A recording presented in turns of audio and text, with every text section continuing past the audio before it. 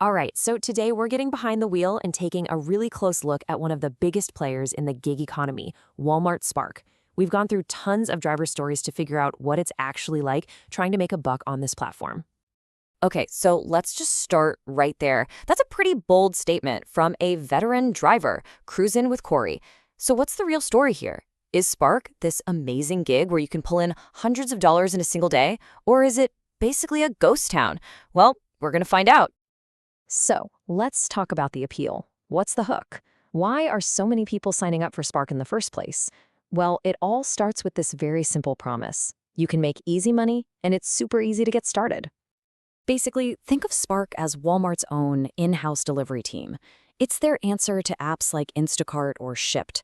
They're cutting out the middleman and they're connecting their stores, their customers, and you, the driver, all on one single platform. And you know the crazy thing is just how easy it is to get on the road. Seriously, look at this. If you're 18, you've got a license, an insured car, and a phone, you're pretty much hired. That accessibility is a huge draw for anyone looking to jump into gig work. And this is the kind of offer that gets you hooked. This is a real one, by the way, from a driver. Almost $15 to drive less than 4 miles. I mean, that dollar to mile ratio is fantastic. You see that pop up on your screen and you're hitting accept without even thinking twice. But, and you knew there was a but coming, right? That's the dream scenario. So now let's shift gears and look at the actual on-the-ground reality, which can be a whole different story. You know, the difference between a good day and a bad day on Spark is just massive. One minute you have a dream order, it's quick, it's profitable, but the next one could be a total nightmare. I mean, take this real example, a $22 order that involved a long, bumpy gravel road, tons of heavy drinks, and a drop-off at a third-floor apartment way out in the middle of nowhere. The pay just does not come close to justifying that kind of hassle. And those kinds of frustrations are super common. We heard story after story about drivers waiting forever for curbside pickup, only to find out the order is wrong or, the bread is totally squished. And then you finally get to some huge apartment complex, you don't have the gate code, and the customer isn't picking up their phone. It can be a real headache for sure. All of that stuff just adds up. For that driver, Ride with Ree, that brutal farm delivery was the last straw. You can just feel the exhaustion in that quote, right? And it makes you wonder, how in the world do the pro drivers avoid getting completely burned out? Well, that brings us to the veterans playbook. Because the experienced drivers, they have a whole set of strategies they've developed to navigate all these challenges and actually make the platform work for them. And it all starts with this one fundamental question.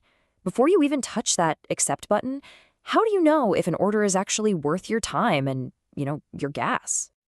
So veteran drivers have this quick mental math they do. Let's say an order pays $15 and it's estimated to take 30 minutes. You take the pay, 15, and you divide it by the time as a fraction of an hour. So 30 minutes is 0.5. Boom, that's an estimated hourly rate of $30. Most pros I've seen won't even look at an order unless it hits their target of 20 to 25 bucks an hour. And the strategy goes way deeper than that. The pros always check the details. Is it a house or an apartment? They get a collapsible wagon. Seriously, it's a game changer for big orders. They avoid those unpaid commuting miles by firing up another app like Uber Eats to hopefully get a paid trip back to a busy area. And you gotta be fast. The really good orders are gone in like a second. Okay, but what happens when the orders just stop for hours on end? There's this one really specific, kind of baffling problem that a lot of drivers run into, and it feels like a glitch in the matrix. So check out this story from a driver named Pedro. He finishes an order at 10:30 in the morning, and then crickets for 6 straight hours. His first call to support was useless. They just told him to restart his phone.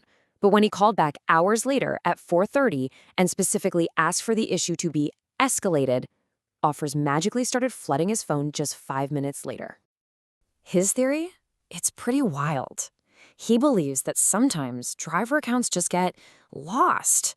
They get frozen somewhere in the app system. It's like a technical glitch that shadow bans you without you ever knowing it. So here's the fix, the matrix fix. If you're sitting there and it's been way too long without any offers, something might be wrong. Call support. Ask them to check on your account. And then you use the magic word, tell them you want your issue to be escalated. It sounds weird, I know, but for some reason that seems to be the one thing that forces their system to, find you again. So, after all that, the good, the bad, and the seriously glitchy, let's get to the bottom line. Is driving for Walmart Spark actually worth it? Well, the earnings are a total roller coaster. You could have an absolutely incredible day and pull in $300, but an average day might be closer to $50. And on a really bad day, you could sit there for hours and make absolutely nothing. That wild swing in income is the #1 reality of this platform. And because of that volatility, a lot of the veteran drivers have totally changed their strategy. They now treat Spark as a filler app. What that means is they don't camp out in the Walmart parking lot all day anymore. Instead, they're running other apps like DoorDash or Uber Eats as their main gig, and they just turn on Spark to see if a really great offer happens to pop up to fill in the gaps. So that brings us to our final question. At the end of the day, what is Walmart Spark? Is it a reliable job? Is it a flexible side hustle? Or is it just a total roll of the dice? Based on everything drivers are saying, the answer seems to be it's kind of all three. Your success really depends on your city, your strategy, and probably a pretty healthy dose of luck.